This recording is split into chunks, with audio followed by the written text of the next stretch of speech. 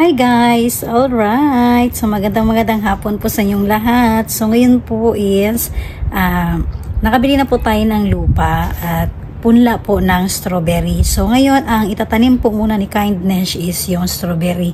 Kasi yung pinuntahan ko po na bintahan ng mga punla, meron naman mga talong pero hindi pa talaga kompleto, no, yung mga punla doon. Kasi gusto ko parang ipagsabay yun, yung mga pipino, luya, yan po. So baka ibang store po tayo pupunta.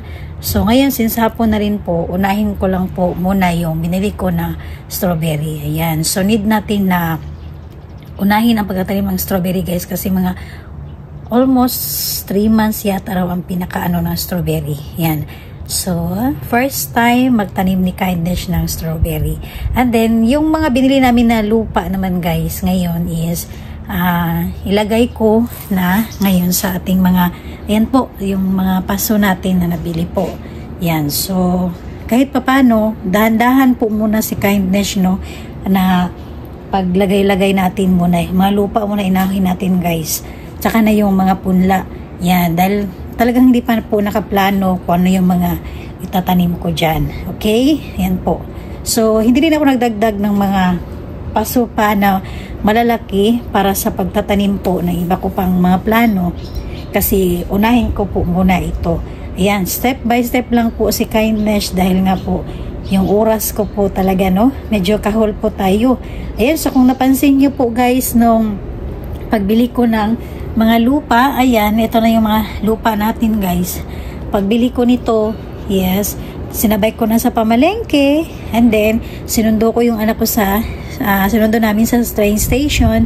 Ayan, so busy po talaga, no. So ito lang din kasi ang kaya ko talaga na ano guys, na oras po. Kaya ngayon habang hapon, may araw pa, may liwanag pa, itatanim ko na po yung ating punla ng strawberry kasi kailangan po yun guys na gawin ko na po yan ngayon kasi bukas 100% ang ulan sa Japan.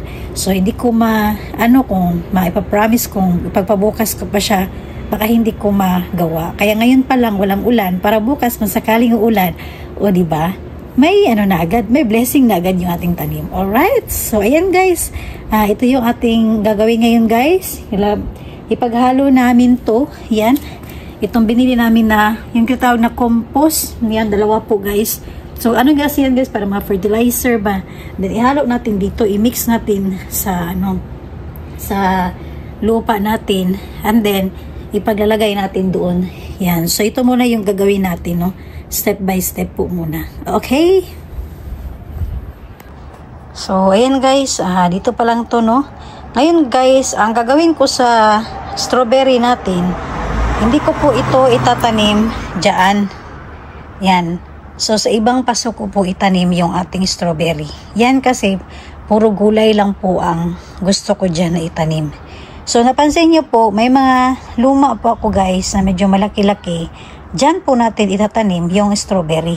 And then ito naman po, yan kasi medyo mainit na kaya hindi na rin talaga mabubuhay, no, yung habutan flowers. Ito ay mas mabubuhay siya guys, medyo malamig talaga ang weather. So gagamitin natin guys. So hindi pa rin masayang dahil gagamitin pa rin natin yung lupa niya tsaka yung paso niya. Yan. Then ito, syempre, tatanggalin natin ito kasi nga, hindi na rin ito magtatagal po. Okay? Yan po guys. Yan. So, nanghinayang din ako, no? Natanggalin siya. Kaya lang, pag sobrang init na, hindi na po niya talaga ito kakayanin. Okay? Alright guys. So, ito na ngayon, no? Umpisahan na naman ni Kindness. So, ito yung guys, pinaka gusto ko talaga, no? Kaya, syempre, unahin natin na pagtanggal-tanggalin ba para magamit na natin. I'm sorry, nahinayang ako sa kanila. Diba? Parang hinayang ako. Alright guys, so ngayon, so medyo nahinayang ako. Ayan, no, kung napansin nyo po, yan, pakita ko po sa inyo ng malapitan. Kasi, buhay na buhay pa siya, no? So, gusto ko rin siyang eksperimentohan, eh. Gusto ko siyang ilipat na lang ng paso. Yan. So, yan po ang inaisip ni Kindness. So, since marami ako mga paso dito na hindi ko po nagamit, so, ito yung ilagay ko na lang, di ba po? So, baka maya is, doon natin makikita no, kung hanggang ilang buwan siya magtagal. Yan no, kasi, pansinin niyo po guys, oh, yan. Buhay na buhay pa talaga siya. Di ba? Kung sakali, edi, mas lalong mas maganda kung magtatagal talaga siya. So, gamitin natin guys, yung mga ginamit ko sa alugbate. And then, marami akong paso. So, ito na yun. Tinanggal ko lang yung mga niya, harang. Kasi magagamit din natin to sa gulay. Ayan. Tuloy natin. So, ayan guys. Ngayon, may nabago po si Kindness, no? Ayan.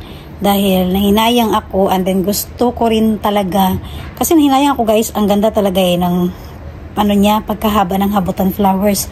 So, mukhang hahaba yung ating nito, vlog. Kaya, gagawin ko itong part 1 and part 2 po. Kasi, nahinayang ako guys sa habutan flowers. And then, gusto ko rin ma-share sa inyo kasi sa mga nakapagsubaybay nung tinanim ko po yung habutan flowers month of last week ng November or first week ng December, ayan. So, sa mga hindi pa nakapanood, try nyo lang rin po, tignan yun guys. And then, para ma-observe lang din ni Kindness kung hanggang ilang buwan kaya niyang buhayin. Diba? Kaya niyang mabuhay kung tag-init. Ayan po. So, ayan guys, pakita ko lang po sa inyo. So, since kasi nanghinayang ako guys, katulad po nito, no? Ayan po. Yung iba namatay na, pero, yan guys, oh, napansin nyo po, buhay na buhay siya. Yan. So, dito, nanghinayang ako, kasi, hindi ko alam, no? Gusto ko lang talaga silang makita, kung hanggang saan talaga, no? Kaya nila. So, why not, ilipat ko sila ng mga paso, kasi nga, marami akong paso, na mga maliliit, tama lang naman po. So, why not, hindi ko itry ito, dito, di ba? Yan. So, ito muna yung unahin ko, guys. Kaysa itapon ko sila, no? Di ba? Maganda pa sa paligid ni Kindness. Okay? So, yan, guys. At mahangin na talaga sa labas, no? Yan po. Right, guys. So, ito yung ko ngayon. Ililipat ko yung ating habutan flowers. Yan. So, dito natin masusubukan, no? Ang kanyang hanggang saan talaga siya, no? Yan po. Kasi ang sayang hinayang talaga ako, guys. Okay. Yan po. So, butas mo na si Kindness. Ayan.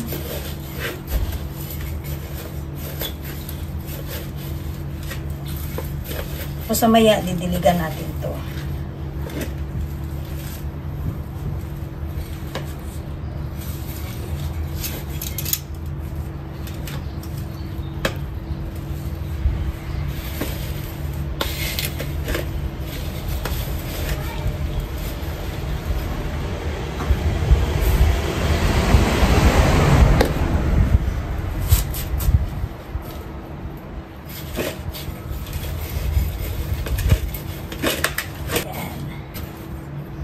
Tapos, ilagay natin, no? Okay. Ilagay natin, guys. Diba? Para mas, yan. So, ngayon, guys, ang parking area ni Kindness, medyo masikip na. Dahil 3 na po yung sasakyan natin, guys. Ayan.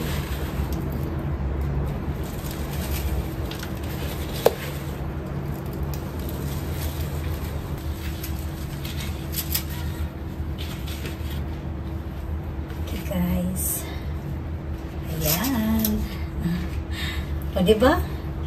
Ayos na, guys. So, ito muna yung ko. Unahin ko, guys, no? Para try na talaga natin. Malaman natin. Wow. Then natin masusubukan kung hanggang siya. Tapos, kunting dilig. Okay.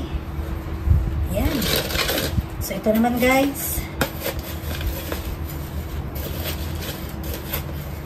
So, Sunod naman natin ito.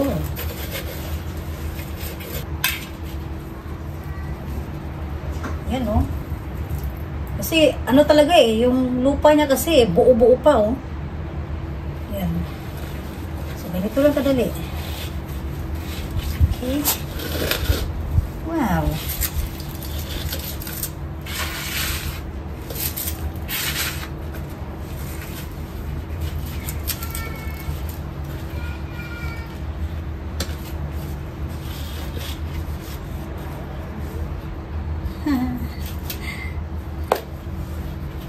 Yan.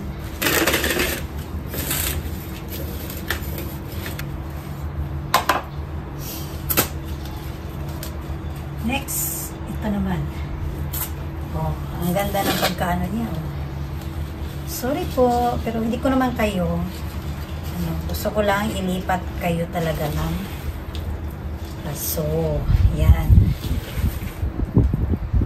So, maya, ditiligan ko kayo. Okay. Yan. Mahaba pa yung buhay niya. Oh! Diba?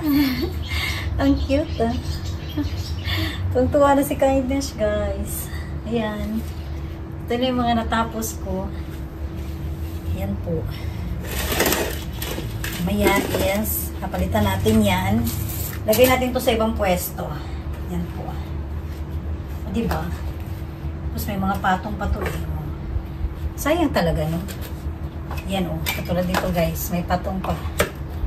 No, why not? Hindi ko siya gamitin sa mga bulaklak. Ito po. Yan, ito rin. So, yan, guys.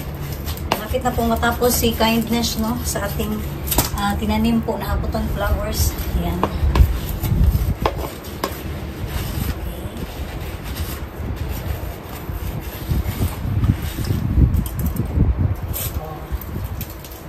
Kayo matanggal yun.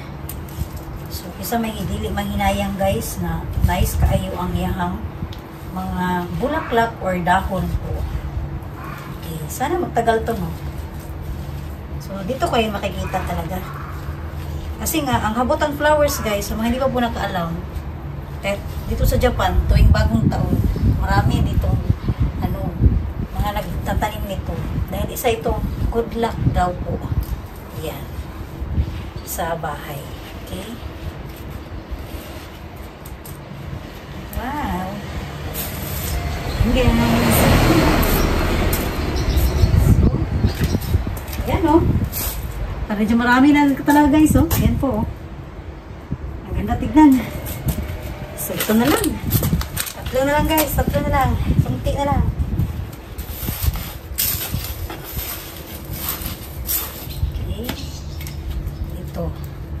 Ilipat natin. Gumini. Ikilit ko lang talaga na ilipat kayo. Yan. Kasi nahinayang ako sa inyo. Yan o. Grabe talaga ang ano pa niya guys o. Yan. Buhay na buhay pa talaga siya. No? Kaya sayang. So why not? Lipat-lipat natin. Diba? Salamat po sa mga suporta niyo po palagi mga ka-kind. Ano man po yung mga content na Kindness. Nandyan po kayo. So, hintayin nyo lang po guys. May mga plano ako, no?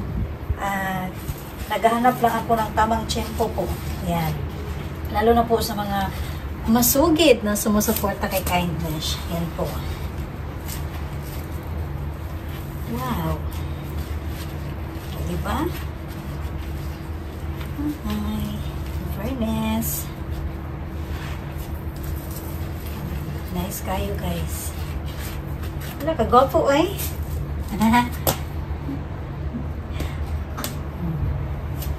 Saan pa kayo?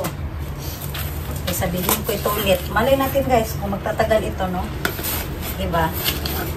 Kung magtatagal ito yung maganda. Alright guys, ayan po. So, linis na po, no? Natanggal na po natin lahat ng habutan flowers po. So, ayan, ito na po guys. So, ayan. Kita ko lang po sa inyo. So, ang ganda po tignan, no? Ayan, sa malapitan guys. Alright. So, nahinayang ako why not na itanim na lang natin sa paso, di ba? Para naman may bulaklak din sa kindness, no? Yan. So, dito tayo makikita kung hanggang saan talaga yung buhay po ng habutan flowers. Yan. So, maya-maya is didiligan natin to. And then, since bukas is ulan, o, di ba? May blessing agad. Yan. So, maya-maya itong lupa naman, dito natin paglalagayan mamaya, guys, para sa ating mga paso, di ba? So, ito naman, guys, naka-ready na rin ito. Yan, lupa na lang ko lang nito, saka yung, yung, dito natin itanim yung 5 punla ng strawberry. O, di ba? So, may bulaklak si kindness. Ayan. And then, may, tayo na strawberry. Ayan po. So, maya-maya is, ito po yung ating trabaho, no? Ayan. Medyo malaki-laki pang trabaho ni kindness. Alright, guys. Ayan. So, medyo madilim na, no? So, ngayon naman po, ang ating habutan flowers, kasi napansin ko po, yung doon po sa pinakadulong-dulo, yung itim na malaking paso. Napansin ko po, guys, maganda yung lupa niya kasi naanuhan siya ng ulan dito. So, dito ko siya ilagay lahat. Yan, makahilira sila, di ba? So, para makita talaga natin, no?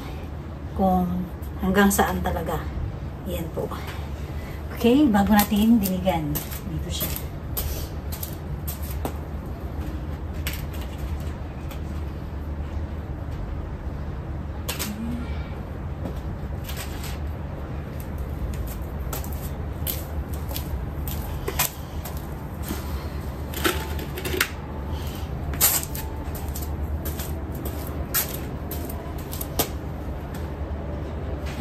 Yan na po, guys, dito ko siya nilagay kasi nga madali siyang maano dito ng ulan. Yan po, in case hindi madiligan ni kindness.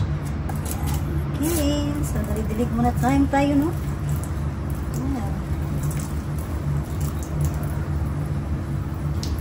Kasi bagong lipat ito, kailangan na madiligan.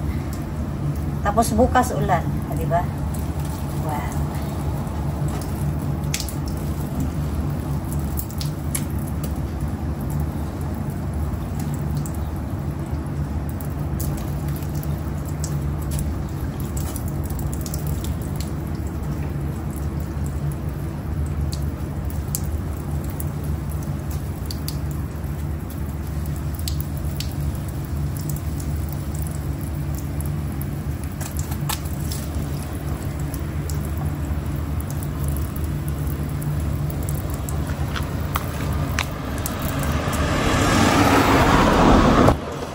Alright, guys, so ako na magpapaalam po sa inyong lahat. Ayan po, so ito pong aking ibinahagi naman po sa inyo.